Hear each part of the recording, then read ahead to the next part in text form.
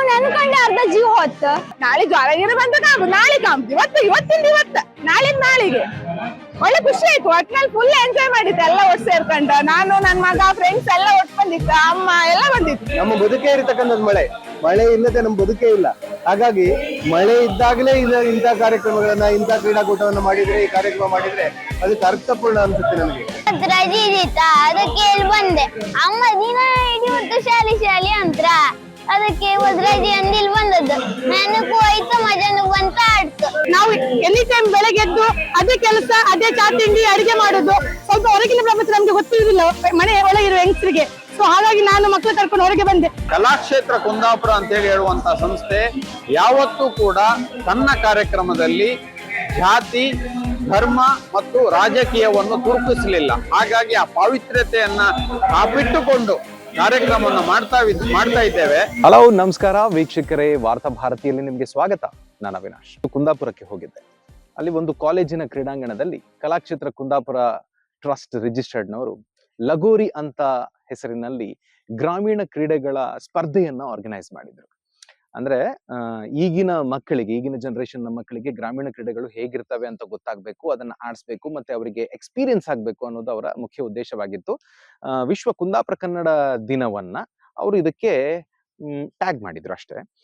ಬಹಳ ಸಖತ್ತಾಗಿತ್ತು, ತುಂಬಾ ಸ್ಪೆಷಲ್ ಅಂತ 2 ಕಾರಣಗಳಿಗೆ ನನ್ಗೆ ಅನ್ಸಿತ್ತು. ಯಾಕೆ ಅಂತಂದ್ರೆ, ಒಂದು, ಇವತ್ತು ಬೆಳಿಗ್ಗೆಯಿಂದ ಸಿಕ್ಕಾಪಟ್ಟೆ ಮಳೆ, ಆ ಮಳೆನಲ್ಲೇ ಎಲ್ರು ಆಟ ಆಡಿದ್ದಾರೆ. ಎರಡನೇದು, ಅಲ್ಲಿ ಬಂದಂತ ಪ್ರತಿಯೊಬ್ಬರಿಗೂ, ಸಾಮಾನ್ಯವಾಗಿ ಈ ಆರ್ಗನೈಸರ್ಸಿಗೆ ಮಾತ್ರ ಊಟ ಕಾಫಿ ತಿಂಡಿ ಎಲ್ಲ ಇರುತ್ತೆ, ಬಟ್ ಇಲ್ಲಿ ಹಾಗಲ್ಲ. ಬಂದಂತ ಎಲ್ರಿಗೂ ಬೆಳಿಗ್ಗೆ ಒಳ್ಳೆ ತಿಂಡಿ, ಮಧ್ಯಾಹ್ನ ಒಳ್ಳೆ ಊಟ, ಸಂಜೆ ಮತ್ತೆ ಕಾಫಿ, ಲೈಟ್ ಸ್ನಾಕ್ಸ್ ಎಲ್ಲವನ್ನ ಕೂಡ ಆರ್ಗನೈಸ್ ಮಾಡಿದ್ರು. ಜನರು ಮಳೆ ಅಂತ ಲೆಕ್ಕಿಸದೆ ಇದರಲ್ಲಿ ಭಾಗವಹಿಸಿದ್ದಾರೆ. ಸಖತ್ತಾಗಿತ್ತು ನೋಡಿ.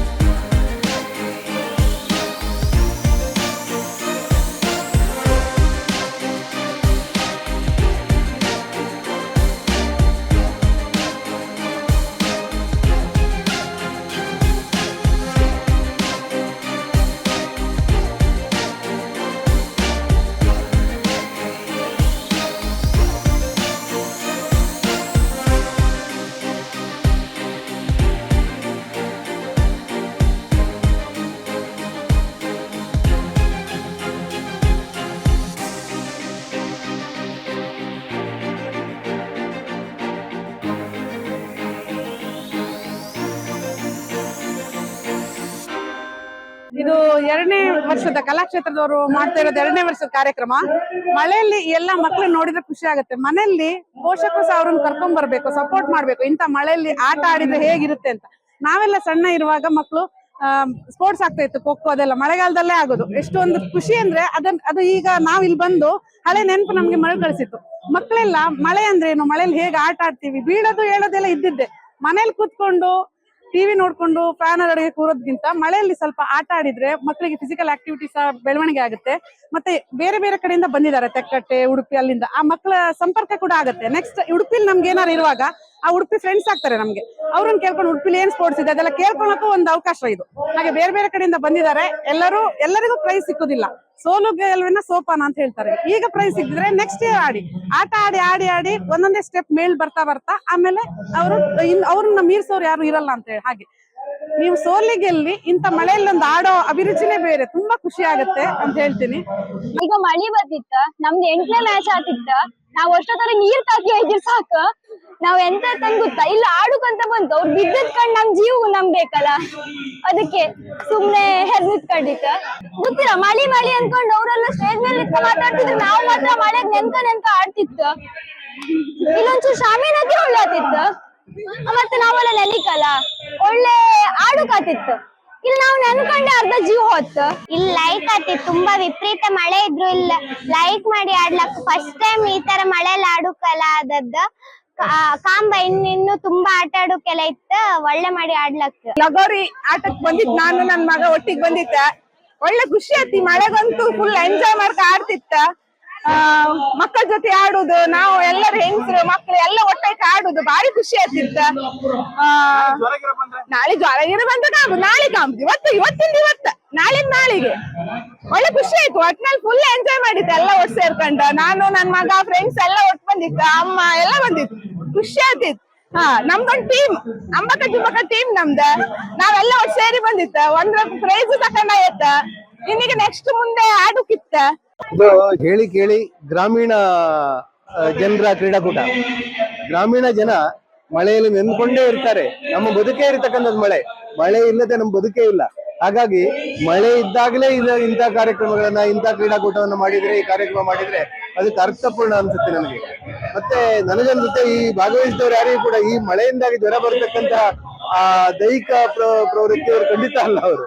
ಹಾಗಾಗಿ ಮಳೆಯೇ ಸೂಕ್ತ ಅನ್ಸುತ್ತೆ ನಮ್ಗೆ. ರಜೆ ಇದಿತ್ತ ಅದಕ್ಕೆ ಇಲ್ಲಿ ಬಂದೆ ಅಮ್ಮ ದಿನ ಇಡೀ ಹೊತ್ತು ಶಾಲಿ ಅಂತ್ರ ಅದಕ್ಕೆ ರಜೆ ಅಂದಿಲ್ ಬಂದದ್ದು ನನಗೂ ಆಯ್ತು ಮಜಾನು ಬಂತ ಆಡ್ತು. ಇಷ್ಟು ಮಳೆ ಇದ್ರು ಇಷ್ಟೊಂದು ಕ್ರೌಡ್ ಇರುತ್ತಂತ ನಾನು ಎಕ್ಸ್ಪೆಕ್ಟ್ ಮಾಡ್ಲಿಲ್ಲ. ನಾನು ಬೆಳಿಗ್ಗೆ ಬರೋದಾಗ ಬರಲ್ಲ ಬೇಡ ಆತರ ಆಲೋಚನೆ ಮಾಡ್ಕೊಂಡ್ ಬಂದಿದ್ದ. ಇಲ್ಲಿ ಬಂದ್ ನೋಡಿದ್ರೆ ಇಷ್ಟು ಜನ ಇದ್ರಂತ ತುಂಬಾ ಖುಷಿ ಆಯ್ತಿತ್ತು. ಮಕ್ಳು ಮಾತ್ರ ತುಂಬಾ ಎಂಜಾಯ್ ಮಾಡ್ತಿದ್ರ. ಮಳೆ ಬತ್ತು ಜ್ವರ ಬತ್ತಂದು ಒಳಗೆ ಕೂತಿದ್ರೆ ಮಕ್ಳಿಗೆ ಖುಷಿ ಸಿಗ್ತಾ ಇರ್ಲಿಲ್ಲ. ವರ್ಷಕ್ಕೊಂದ್ಸತಿ ಬರುವಂತದ್ದು ಈ ಲಗೋರಿ ಅಂತ ಎಲ್ಲೂ ಯಾವ ಸೈಡ್ ಅಲ್ಲೂ ನಾನು ಈ ತರ ಪ್ರೋಗ್ರಾಮ್ ಕನೆಕ್ಟ್ ಮಾಡಿದ್ ನೋಡ್ಲಿಲ್ಲ, ಸಾರ್ವಜನಿಕರು ಮಾಡಿದ್ದು. ಸೊ ಈ ತರ ಮಳೆ ಇದ್ರು ಎಲ್ಲರೂ ಸೇರಿರೋದು ಅದ್ರಲ್ಲೇ ಗೊತ್ತಾಗುತ್ತೆ ಎಷ್ಟು ಜನಕ್ಕೆ ಈ ಪ್ರೋಗ್ರಾಮ್ ಅಲ್ಲಿ ಎಷ್ಟು ಇಂಟ್ರೆಸ್ಟ್ ಇದೆ, ಎಷ್ಟು ಇನ್ವಾಲ್ವ್ ಆಗಿದ್ದಾರೆ ಅಂತ. ಸೊ ನಾನು ಈ ಪ್ರೋಗ್ರಾಮಿಗೆ ಒಂದು ಪಾರ್ಟ್, ತುಂಬಾ ಖುಷಿ ಆಗ್ತಾ ಉಂಟು ಈ ಪ್ರೋಗ್ರಾಮಿಗೆ ಒಂದು ಪಾರ್ಟ್ ಆಗಿದೆ. ಇದು ಮಳೆ ಅಂತೇಳಿ ಎನಿಸಿದ್ರು ಮಳೆಯಲ್ಲಿ ಆಡ್ಲಿಕ್ಕೆ ಇನ್ನು ತುಂಬಾ ಚೆನ್ನಾಗಾಯ್ತು.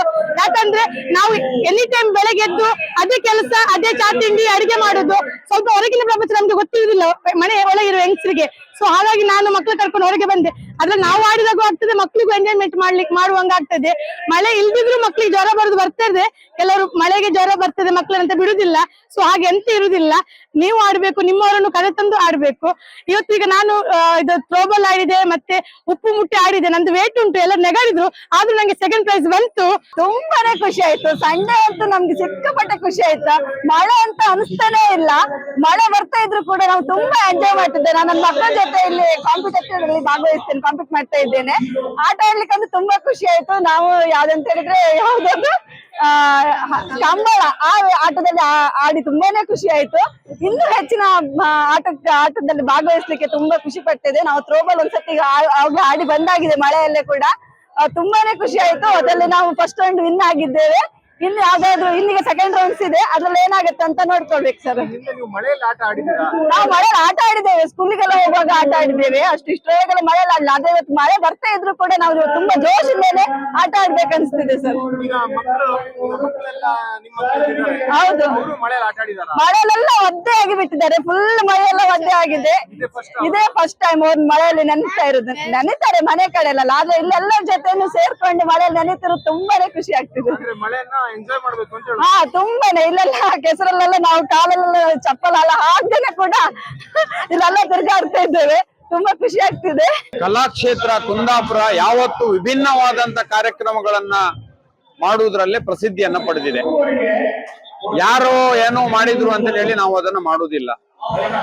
ನಮಗೆ ಸಂಬಂಧಪಡದ ಕಾರ್ಯಕ್ರಮ ಒಳ್ಳೇದಾಗಿದೆ, ಅದನ್ನ ಯಾರೋ ಮಾಡಿದ್ದಾರೆ, ಅದನ್ನ ನಾವು ಮಾಡ್ಬೇಕು ಅನ್ನುವಂತ ಚಿಂತನೆ ಕೂಡ ನಮ್ದಲ್ಲ. ನಮ್ಮ ಕಾರ್ಯಕ್ರಮ ಜನರಿಗೆ ರೀಚ್ ಆಗ್ಬೇಕು, ಅದರಲ್ಲಿ ಒಂದು ಸಂದೇಶ ಹೋಗ್ಬೇಕು ಅನ್ನುವಂಥದ್ದು ನಮ್ಮ ಮೂಲ ಉದ್ದೇಶ ಇರುವಂತದ್ದು.